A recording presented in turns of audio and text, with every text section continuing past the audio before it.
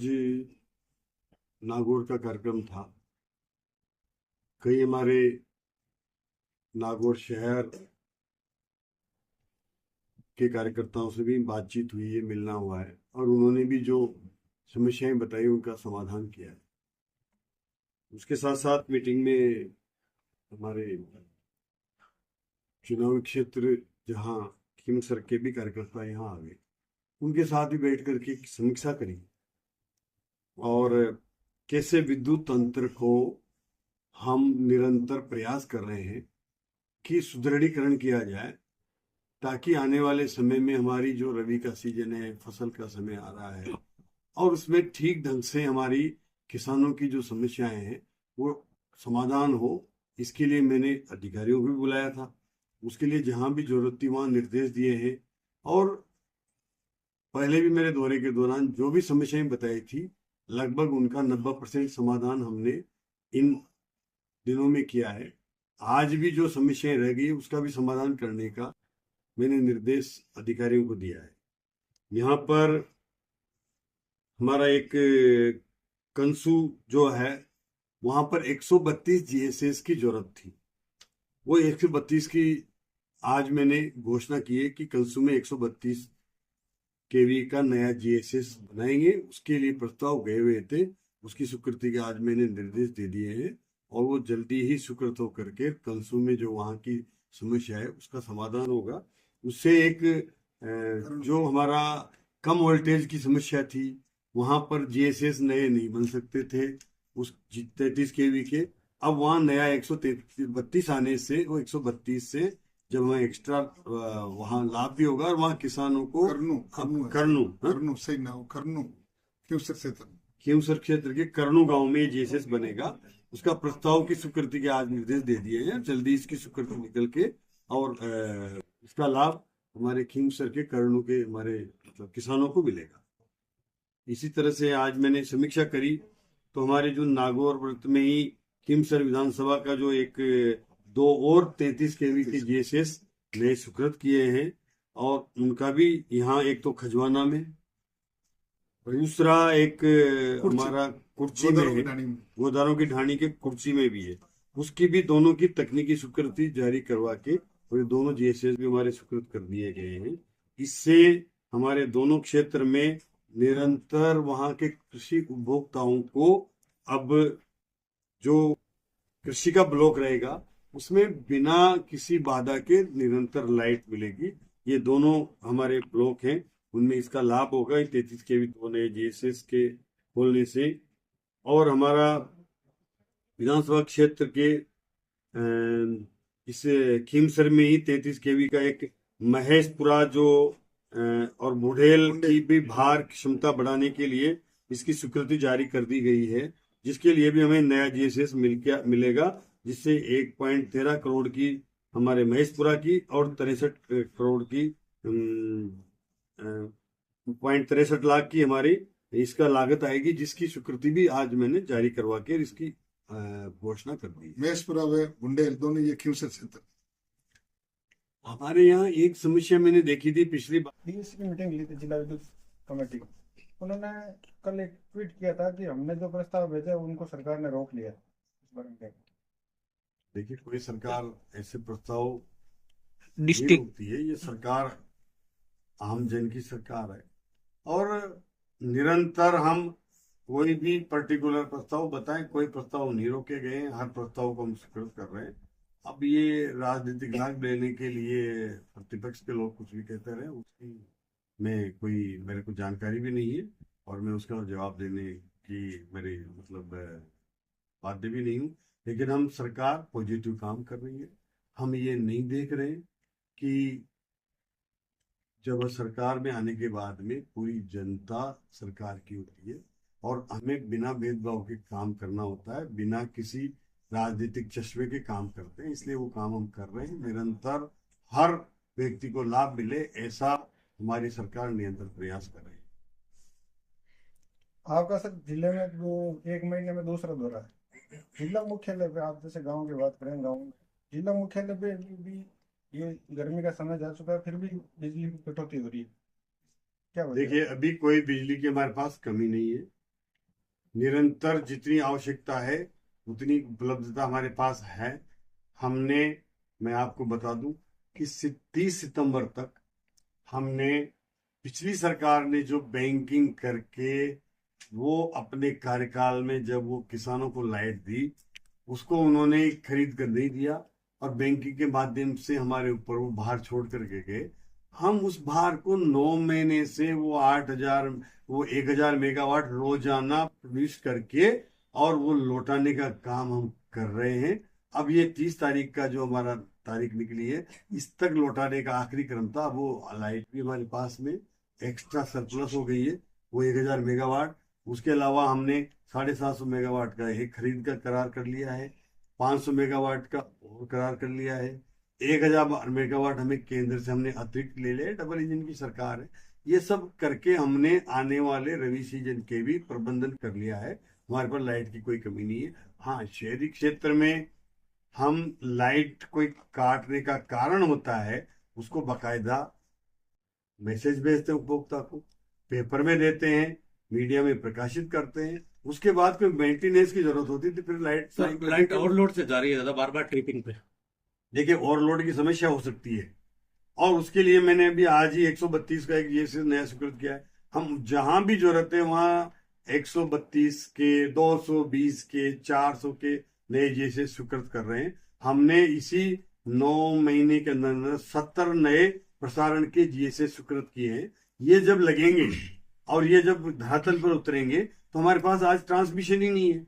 हमें लाइट हमारे पास है, लेकिन लोड इतना है, हमारे पास क्षमता नहीं है। उस क्षमता को बढ़ाने के लिए हम जीएसएस नए बना रहे हैं, 132 के भी, 220 के भी बना रहे हैं। हम 33 के भी के निरंतर नए जीएसएस, आज मैंने 2 नए स्वीकृत किए। ऐसा हम कर रहे हैं ताकि, अब पिछली सरकार ने अपने 5 साल के कार्यकाल में कोई नया ट्रांसमिशन का इंफ्रास्ट्रक्चर खड़ा नहीं किया, न कोई 33 केवी के नए जीएसएस बनाए। उसकी वजह से वो हमें भुगतना पड़ रहा है। हम इनको नए बना रहे हैं। और मैं आपको बता दूं, इन अभी तक हमने जो तैयारी करी है उसके हिसाब से 5 लाख करोड़ के काम इस विद्युत विभाग के माध्यम से, चाहे वो नई प्रसारण की लाइनें बिछाने का काम हो, चाहे वो नए आरडीएसएस के माध्यम से नए फीडर सेपरेशन का काम हो, नए जीएसएस 33 केवी के बनाने का काम हो, 132 के हो, 220 के हो, या फिर हमारे उत्पादन के नए संयंत्र खोलने के काम हो, हम चाहे वो नया सोलर लगाने के हमारे काम, ये सब काम हम कर रहे हैं, जिससे 5 लाख करोड़ का इन्वेस्टमेंट होगा। इसका हमने ये भी कर ली, इसकी तैयारी कर ली है। आने वाले जब हमारा राइजिंग राजस्थान होगा, सबसे ज्यादा अगर किसी विभाग का एमओयू होंगे तो 5 लाख करोड़ की, वो कितनी बड़ी राशि होती है, वो विद्युत विभाग के होंगे। सर, इसकी हम तैयारी कर रहे हैं। सर क्या तो सही हो सकता है ये समस्या जल्दी खत्म हो जाए। आपको मैं आपकी जानकारी में ला दूं कि हमने सौर ऊर्जा पर ध्यान दिया है और इन 9 महीने में हम पूरे देश में सोलर से लाइट उत्पादन करने वाला राजस्थान नंबर 1 प्रदेश बना है।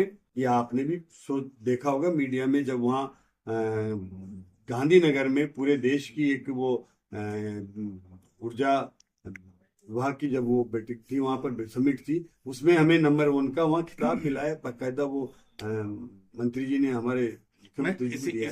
इसलिए हम प्रयास कर रहे हैं और आने वाले समय में मैं आपको बता दूं कि राजस्थान में अभी हम लगभग 21,000 मेगावाट का उत्पादन कर रहे हैं। हमारी पिछली सरकार के कर्मण्यता के कारण केवल हमें उस 21,000 मेगावाट में से केवल 4,500 मेगावाट हमें सोलर मिल रहा है। सर, जो नया हमने 5,000 मेगावाट के नए ऐसे कुसुम सी के टेंडर निकाल दिए हैं, जो अब उनका ऑर्डर दे दिया है, काम चालू हो गया है, ताकि 5,000 मेगावाट हमें कुसुम सी के माध्यम से वो सोलर मिलेगा, जिसके माध्यम से हम हमारे कृषि उपभोक्ताओं को दिन में बिजली दे पाएंगे। इसी तरह से हम पीएम सूर्यघर योजना के माध्यम से निरंतर प्रयासरत हैं कि हर घर पर सोलर लगे। हम कुसुम ए में भी और 1,000 मेगावाट का हम टेंडर लेके आ रहे हैं। कुसुम सी में भी हम और 4 से 5,000 मेगावाट नया जो जीएसएस है, उसमें कुसुम सी में हर जीएसएस पर सोलर लगे। और हम सोलर ही नहीं लगा रहे, सोलर के साथ साथ हम उस जीएसएस पर बैटरी स्टोरेज भी करेंगे। ताकि वो बैटरी दिन में चार्ज हो जाएगी, दिन में चार्ज होगी और रात को जब हमारा पीक आवर होता है, जब हमें 6 बजे हमारा सब किसान भाई घर आते हैं, अपना चूल्हा चौका करते हैं, उस समय लाइट जाने की जो शिकायत रहती है, वो 4 घंटे का बैकअप उसी जीएसएस पर वहीं बैटरी लगा करके वहीं सोलर से चार्ज करके और हम 6 से 10 भी वो लाइट देंगे, ताकि वो पीक आवर में हमें लाइट वहां मिल जाए, उसका मतलब लॉसेज भी ना हो। और आने वाले समय में इसकी बैटरी स्टोरेज की भी हम टेंडर करके और इसके माध्यम से भी राजस्थान को एक आत्मनिर्भर विद्युत में बनाने के लिए निरंतर प्रयास कर रहे हैं।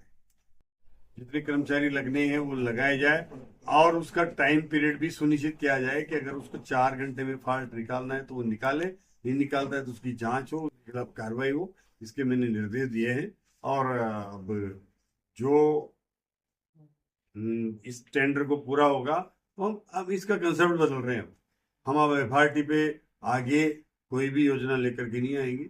हम एफआरटी के बजाय या वो जो लोडर चलता है उसके बजाय छोटे छोटे, उतने लोडर की जरूरत ही नहीं है महंगे की, एक लोडर की कीमत में 4 हमारा छोटे छोटे ट्रैक्टर आ जाएंगे, जो कि वो ट्रैक्टर पे ही लोडर लगा रहता है, वो 40,000 में मिल जाएगा, 30,000 में मिल जाएगा। वो लोडर 1 लाख, 1.5 लाख, 2 लाख में किराए का आता है। उसकी जगह हम वो लोडर भी बदल रहे ताकि एक जगह इनके पास 2-2, 3-3 हमारे ट्रैक्टर के इक्विपमेंट रहे और वो फटाफट अपना ट्रांसपोर्ट कर दें। इसी तरह से हम संविदा पे कर्मचारी लगाएंगे और गाड़ी किराए पे ले लेंगे, ताकि जो इसमें ज्यादा टेंडर करके पूर्ववर्ती सरकार ने बड़े बड़े राजस्थान पर टेंडर कर लिए, वो टेंडरों में मिली भगत हुई है और उसमें निश्चित रूप से जो भ्रष्टाचार हुआ है उसको हम उजागर कर रहे हैं। और अब आने वाले समय में इस कंसेप्ट पर टेंडर नहीं करके और हम संविदा पे काम करें। एक सर उसको ऑर्डर कर दिए हैं और निर्देश कर दिए हैं, स्मार्ट मीटर हर घर पे लगेगा। और स्मार्ट मीटर लगने से मैं आपको बता दूं, व्यक्ति कहता है कि मेरा बिल ज्यादा आ गया, उसको स्मार्ट मीटर में वो फैसिलिटीज है कि वो स्मार्ट मीटर को लिंक करके अपने मोबाइल से कनेक्ट कर सकता है। वो कहीं भी रहे उसको ये पता लग सकता है कि मेरे घर पर कितना लोड चल रहा है, कैसे वो वहीं से उसको कंट्रोल कर सकता है। अतिरिक्त लोड आ रहा है, जरूरत नहीं है, फिर भी वहां कोई इक्विपमेंट चल रहे हैं, उसको भी कंट्रोल कर सकता है। हर दिन की रीडिंग उसके मोबाइल में आएगी, बाकायदा वो स्मार्ट मीटर के माध्यम से बिजली का अपने घर का मैनेजमेंट कर सकता है, अपने उद्योग का कर सकता है, अपने संस्थान का कर सकता है, और वेस्टेज हो तो उसको अपने उपकरणों को बंद करके वो कंट्रोल कर सकता है। तो बहुत बड़ा फायदा हमारे यहाँ की जनता को भी होगा। जब हम घर पर अगर स्मार्ट मीटर लग गया और हम पीएम सूर्य घर योजना के माध्यम से अगर सोलर लगाना चाहते तो फिर आपको जो नेट मीटरिंग के लिए इंतजार करना पड़ता है वो नहीं करना पड़ेगा, वो नेट मीटरिंग का काम हमारे स्मार्ट मीटर करेगा।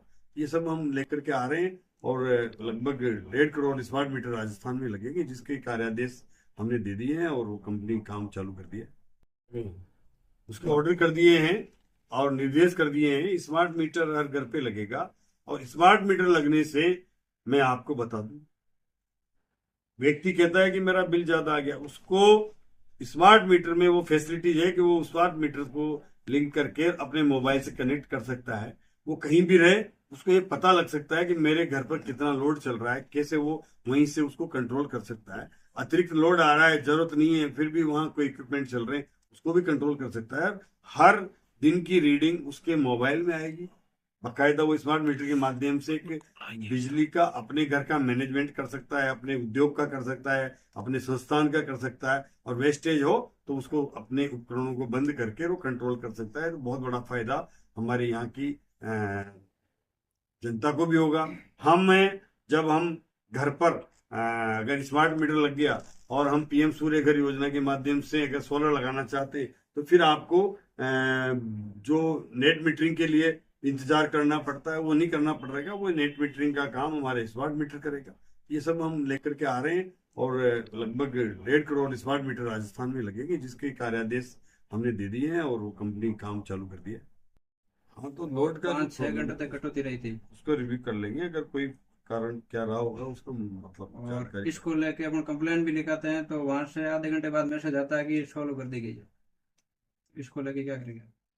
वो तो लोड की प्रॉब्लम तो मैं बता रहा हूँ ना कि ट्रांसमिशन की प्रॉब्लम है ना, नहीं, नया जीएसएस बनाने के लिए टोल फ्री नंबर दे रखा है ना, उसमें कहते हैं आप- फॉलो कर दी गई है। आप समझिए, देखो लोड में क्या होता है, अगर एम्पियर ज्यादा बढ़ गया तो फिर वो लाइट वहां से 132 से 220 से 400 से उसको मैसेज करना पड़ेगा कि भाई आपके यहाँ कुछ लाइटें काटो ताकि वो लोड मेंटेन हो जाए।